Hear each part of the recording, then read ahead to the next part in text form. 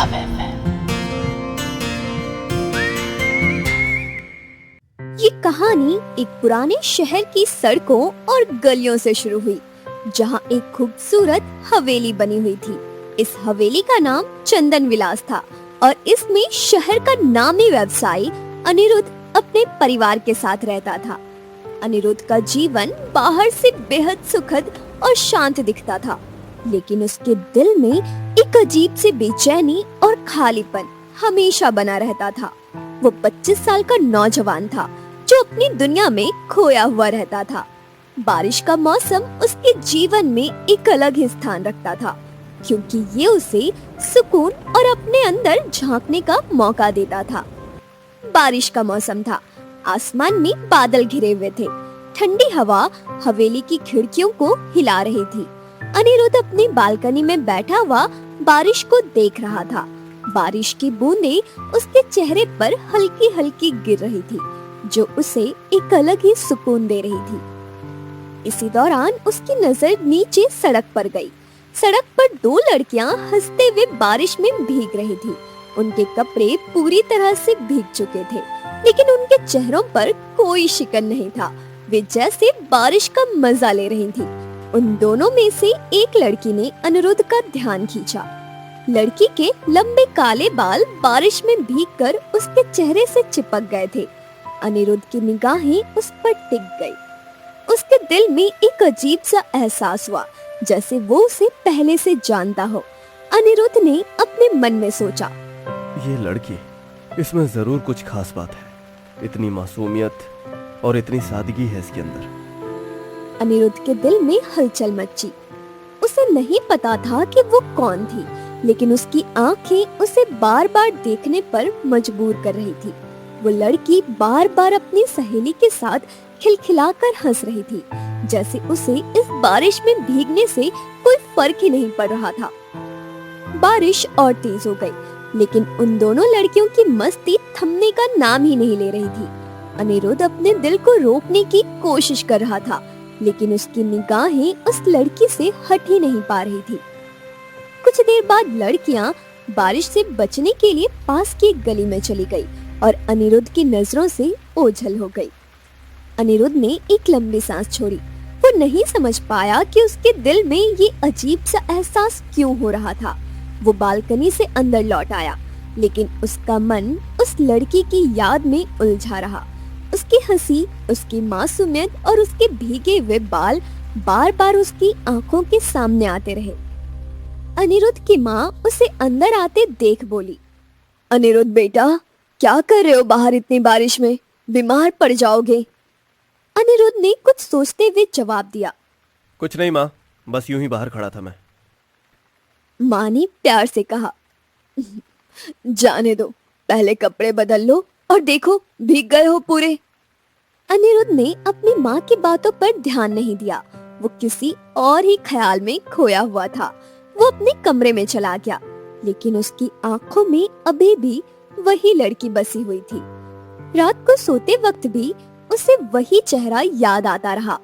बिस्तर पर लेटे लेटे उसने मन ही मन में कहा, कभी कभी अजनबी लोग भी दिल में कैसे घर कर जाते हैं। पता नहीं वो कौन थी और क्यों उसे देखकर दिल धड़कने लगा था मेरा।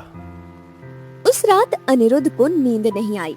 उसकी आंखों के सामने बार बार वही हंसी और मासूम चेहरा घूमता रहा। सुबह हुई, लेकिन अनिरुद्ध के दिल में वो बेचैनी अभी भी बनी रही। अगले दिन अनिरुद्ध अपने काम में व्यस्त हो गया, लेकिन उसकी आंखें बार बार उसी जगह को देखती रही, जहां उसने पिछली रात बारिश में भीगी हुई लड़की को देखा था। वो उम्मीद करता रहा कि शायद फिर से उसे वही लड़की नजर आ जाए। 3 दिन बीत गए, लेकिन उस लड़की की कोई खबर नहीं मिली। अनिरुद्ध का दिल और बेचैन हो गया। एक दिन अनिरुद्ध अपनी कार से शहर की सड़कों पर घूम रहा था। तभी उसे फिर से वही लड़की दिखाई दी। इस बार वो अकेली थी और तेज बारिश हो रही थी। लड़की ने हाथ हिलाते हुए कहा, सुनिए, क्या आप मुझे लिफ्ट दे सकते हैं? मैं बारिश में भीग गई हूँ। अनिरुद्ध का दिल तेजी से धड़कने लगा। वो लड़की वही थी जिसे उसने पहले देखा था। अनिरुद्ध ने अंदर ही अंदर खुश होते हुए कहा, हाँ बिल्कुल, अंदर आ जाओ। लड़की कार में बैठ गई। उसकी आंखों में बारिश का पानी और बाल भीगे हुए थे। वो ठिठुर रही थी। वैसे मैं नेहा हूँ, अनिरुद्ध ने हल्के से मुस्कुराते हुए जवाब दिया। मैं अनिरुद्ध हूँ। अच्छा हुआ तुमने नाम बता दिया। नेहा ने शरारती अंदाज में कहा। वैसे भी यूं अजनबियों की मदद कौन करता है? अनिरुद्ध ने हल्की आवाज में कहा। अजनबी नहीं, मैं तो किस्मत के बहाने तुम्हें जानने का मौका ढूंढ रहा था। नेहा ने हंसते हुए कहा। ओह, तो आप किस्मत पर भरोसा करते हैं? अनिरुद्ध ने एक पल के लिए उसे देखा। उसकी आंखों की चमक और भीगी हुई सादगी ने अनिरुद्ध का दिल पूरी तरह से बांध दिया। उसने खुद को संभालते हुए कहा। हाँ, जब कुछ अच्छा होने लगता है तो किस्मत पर भरोसा करना ही पड़ता है। वैसे आज आपकी सहेली आपके साथ नहीं है? आपको कैसे पता? आप मुझे जानते हैं? अनिरुद्ध ने मुस्कुराते हुए कहा। मैंने आपको थोड़े दिन पहले देखा था। उस दिन भी बारिश हो रही थी और आप अपनी किसी सहेली के साथ थी। बस वहीं से आपको पहचान लिया। नेहा ने हैरानी से उसकी तरफ देखा और हंसते हुए कहा। ओह, तो आप मुझे पहले से देख चुके हैं और आज मौका पाकर लिफ्ट भी दे दी। अनिरुद्ध ने शरारती अंदाज में कहा।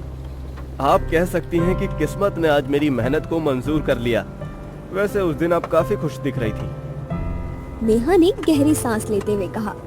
हाँ, मैं और मेरी सहेली मॉल से लौट रही थी और अचानक बारिश शुरू हो गई और हमारी कैब कैंसिल हो गई। बारिश में भीगते भीगते घर पहुंचना काफी मुश्किल हो गया था, लेकिन मजा भी आ रहा था। अनिरुद्ध ने सहानुभूति जताते हुए कहा। तो आप दोनों ने पैदल ही सफर तय किया? नहीं, आखिरकार एक ऑटो मिल गया था, लेकिन तब तक हम पूरी तरह से भीग चुके थे और आज फिर वही कहानी दोहराई जा रही है। लगता है बारिश और मेरी तकदीर में कोई खास कनेक्शन है। या फिर आप कह सकती हैं कि बारिश मुझे आपकी किस्मत में ले आई है। नेहा ने उसकी तरफ देखा और हल्की मुस्कान के साथ कहा। आप बातें बड़ी दिलचस्प करते हैं। आपको तो अभी शुरुआत देखनी है। वैसे आप अक्सर बारिश में बाहर निकलती हैं या फिर ये सिर्फ एक इत्तेफाक है? इत्तेफाक ही समझ लीजिए। वैसे मुझे बारिश काफी पसंद है, लेकिन हर बार बिना प्लानिंग के फंस जाना आदत नहीं है। तो फिर आपको बारिश में घूमने का शौक है ना? लेकिन आप तैयारी नहीं करती। ये तो बड़ा विरोधाभास है। और आपको क्या लगता है, बारिश से जुड़ी हर घटना किस्मत पर ही छोड़ देनी चाहिए? अनिरुद्ध ने थोड़ा गंभीर होकर कहा। मुझे लगता है कि कुछ चीजों को वाकई किस्मत पर छोड़ देना चाहिए। जैसे आज आपकी गाड़ी नहीं मिली और मेरी गाड़ी यहाँ आ गई। इसे क्या कहेंगी आप? नेहा ने थोड़ी देर सोचा। ठीक है, मान लिया। शायद आज किस्मत ने मुझे आपकी गाड़ी तक पहुंचा दिया। लेकिन बताइए, आप हमेशा ऐसे अजनबियों की मदद करते हैं? नहीं, ऐसी बात नहीं है। सिर्फ खास अजनबियों की। वैसे आप जा कहाँ रही थी? नेहा ने खिड़की से बाहर बारिश देखते हुए कहा। घर जा रही हूँ, ज्यादा दूर नहीं है। और आप? मैं तो बस यूं ही शहर घूमने निकला था और लगता है मेरी सैर का मकसद पूरा हो गया है। नेहा ने उसकी ओर देखा और हंसते हुए कहा। आपकी ये फिलॉसफी वाली बातें मुझे समझने में थोड़ा वक्त लगेगा। फिलॉसफी नहीं, सच्चाई है। वैसे अगर आपको बारिश पसंद है तो किसी दिन साथ में चाय और पकौड़ों पर भी चर्चा कर सकते हैं हम लोग। चाय और पकौड़े पर चर्चा? वाह, ये तो दिलचस्प होगा। चलिए, अगर हमारी किस्मत ने साथ दिया तो जरूर। अनिरुद्ध ने मुस्कुराते हुए कहा। तो फिर हम लोग बारिश का शुक्रिया अदा करते हैं जिसने हमें मिलवाया। नेहा ने भी मुस्कान के साथ कहा। शुक्रिया तो बनता है, लेकिन अब आप मेरी गली के पास छोड़ देंगे तो अच्छा रहेगा। दोनों मुस्कुराते हुए एक दूसरे की बातों का आनंद लेते रहे और अनिरुद्ध को महसूस हुआ कि ये मुलाकात उसकी जिंदगी का खास हिस्सा बनने वाली है। पता नहीं क्यों ये बारिश मुझे हमेशा किसी कहानी के जैसे लगती है, अधूरी लेकिन खूबसूरत। कभी कभी अधूरी चीजें ही सबसे ज्यादा खास होती हैं, क्योंकि उनमें एक उम्मीद बाकी रहती है। नेहा ने उसकी ओर देखा। उनकी नजरें मिली। पल भर के लिए खामोशी छा गई, लेकिन उस खामोशी में ना जाने कितनी बातें छुपी थी। तुम काफी गहराई से सोचते हो, नेहा ने हल्की मुस्कान के साथ कहा। कुछ बातें खुद ब खुद दिल में गहराई बना लेती हैं, जैसे कि ये बारिश और तुम। नेहा ने हैरान होते हुए उसकी तरफ देखा।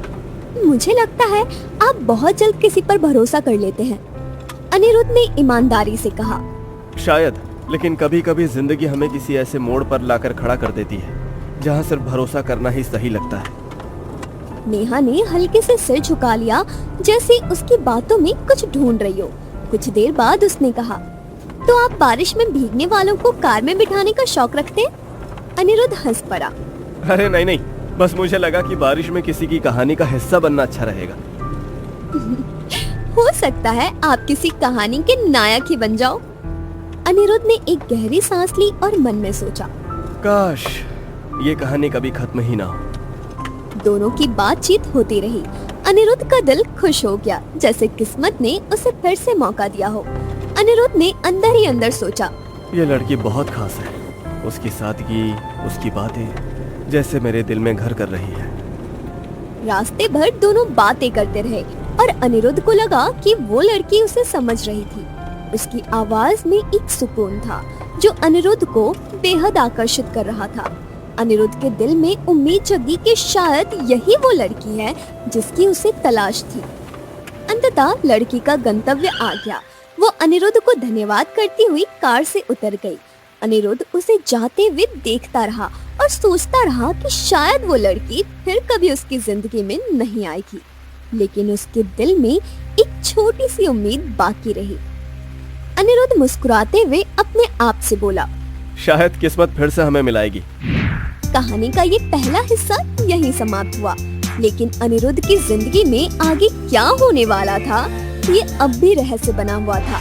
क्या ये पहली मुलाकात उनकी जिंदगी का हिस्सा बनेगी या फिर ये सिर्फ एक अधूरी दास्तान रह जाएगी? जानने के लिए देखते रहिए हमारा अगला एपिसोड ओनली ऑन हमारे YouTube चैनल लव FM पर।